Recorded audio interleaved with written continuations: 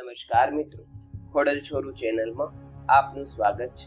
મિત્રો, આજે અમે આપના માટે વિક્રમ વેતાળ રહસ્ય ભાગ 3 ની કથા લઈને આવ્યા છીએ। ભાગ 2 મુજબ જ્યારે રાજા વિક્રમ વેતાળને પોતાના ખભા ઉપર લટકાવીને ચાલવા લાગે છે, ત્યારે વેતાળ રાજાને કહે છે કે ચાલ રાજા, રસ્તો કાપવા માટે આજે હું તને એક વાર્તા સંભળાવું। કાશીમાં એક રાજકુમાર હતો, વ્રજમુકુટ। એક દિવસ જંગલમાં શિકાર કરતી વખતે તેને એક તળાવ દેખાયું, સુંદર, શાંત, પણ તેની કિસ્મત બદલાવનાર। ત્યાં એક રાજકુમારી સ્નાન કરી રહી હતી અને બંને બસ એક નજરમાં જ પોતાના પ્રેમમાં પડી ગયા। પણ રાજકુમારી કાંઈ બોલી નહીં। તેણે ફક્ત એક કમળ લીધું, તેને પોતાના કાન પાસે લગાવ્યું, દાંતથી કોતર્યું, પગ નીચે દબાવ્યું અને છાતી સરખું લગાવ્યું, ચાલી ગઈ। રાજકુમાર તો હેરાન બનીને જોતો રહ્યો કે આ શું?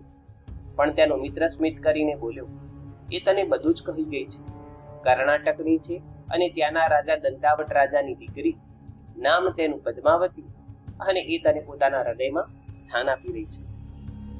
બંને મિત્રો લાંબી મુસાફરી કરીને તેને શોધવા નીકળ્યા। રાજકુમારીએ સંદેશો મોકલ્યો, પણ સીધો નહીં।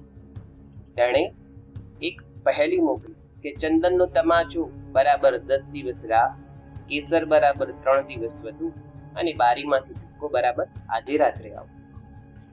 અને પછી રાજકુમાર રાત્રે મહેલમાં ઘૂસ્યો। બંને મળ્યા, પ્રેમ વધતો ગયો। પણ એક દિવસ રાજકુમારીએ તેના મિત્ર માટે ભોજન મોકલ્યું। મિત્રને શંકા આવી અને લાડવો કૂતરાને આપ્યો। કૂતરો તરત મરી ગયો। આ શું? આ ભોજનમાં તો ઝેર છે। પછી મિત્રએ એક ખતરનાક પ્લાન બનાવ્યો। રાજકુમારીના ઘરેણાં ચોરી લીધા અને તેના શરીર ઉપર ત્રિશૂળનું નિશાન કર્યું અને રાજાને ફસાવી દીધો। રાજાએ સાચું જાણ્યા વગર પોતાની જ દીકરીને જંગલમાં છોડી દીધી।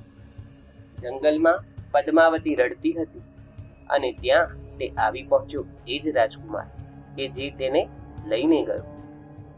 અને પછી એક પ્રશ્ન થાય છે કે સાચું પાપ કોણે કર્યું? રાજકુમારે, મિત્રએ, કે પછી રાજાએ? તો જવાબ હતો રાજા। કેમ કે તેણે કંઈ પણ વિચાર્યા વગર પોતાની પુત્રીના માટે એક નિર્ણય લઈ લીધો।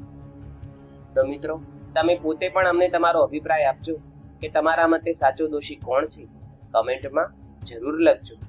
અને હા, આવી જ રહસ્ય